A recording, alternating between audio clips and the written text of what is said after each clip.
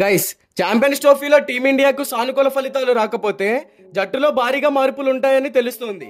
పైగా రోహిత్ శర్మ తర్వాత team India test one day captain ఎవరన్న విషయంపై ప్రస్తుతం క్రికెట్ వర్గాల్లో జోరుగా చర్చ సాగుతున్న సంగతి తెలిసిందే. ఇప్పటికే కొంతమంది క్రికెటర్ల పేర్లు కూడా వినిపిస్తున్నాయి. అయితే రోహిత్ శర్మ వన్డేలకు గుడ్ బై చెప్పాక వైస్ కెప్టెన్ గా ఉన్న గిల్ కే సారథ్య బాధ్యతలు అప్పగిస్తారని అంతా అనుకుంటున్నారు. కానీ ఇప్పుడు తాజాగా అందిన సమాచారం ప్రకారం హార్దిక్ ను వన్డేలకు కెప్టెన్ గా నియమిస్తారని తెలుస్తోంది. ఛాంపియన్స్ ట్రోఫీలో హార్దిక్ పాండ్యా మంచిగా రాణిస్తే సారథ్య బాధ్యతలు ఇవ్వొచ్చని క్రికెట్ వర్గాలు పేర్కొన్నాయి. అయితే హెడ్ కోచ్ గౌతమ్ గంభీర్ కూడా హార్దిక్ పాండ్యాను వైస్ కెప్టెన్ గా నియమించాలని అనుకున్నాడంట. కానీ రోహిత్ శర్మ, అజిత్ అగర్కర్ మాత్రం శుభ్మాన్ గిల్ ను ఎంపిక చేశారు. అయితే టీ20లో సూర్యకుమార్ యాదవ్ కెప్టెన్ గా ఉన్నప్పటికీ అతడి ఫామ్ ఇబ్బందికరంగా మారింది. కాబట్టి టీ20 కెప్టెన్సీని హార్దిక్ ఇచ్చే అవకాశం కూడా ఉంది. అయితే ఛాంపియన్స్ ట్రోఫీలో టీమిండియా ప్రదర్శన ఫలితం పైనే కెప్టెన్సీ ఎవరికి అప్పగించాలనేది ఆధారపడి ఉంటుంది.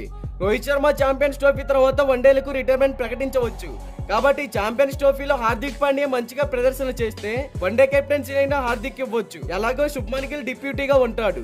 పైగా హార్దిక్ కు అన్యాయం జరిగిందనే భావన బీసీసీఐలోని పలువురు సభ్యులకు ఉంది. అందుకే హార్దిక్ పాండ్యాకు వన్డే బాధ్యతలు ఇస్తారు అని క్రికెట్ వర్గాలు పేర్కొంటున్నాయి. ఇకపోతే ఛాంపియన్స్ ట్రోఫీకి ముందు ఇంగ్లాండ్ వన్డే సిరీస్ లో టీమిండియా మంచి ప్రదర్శన కనబరుస్తోంది.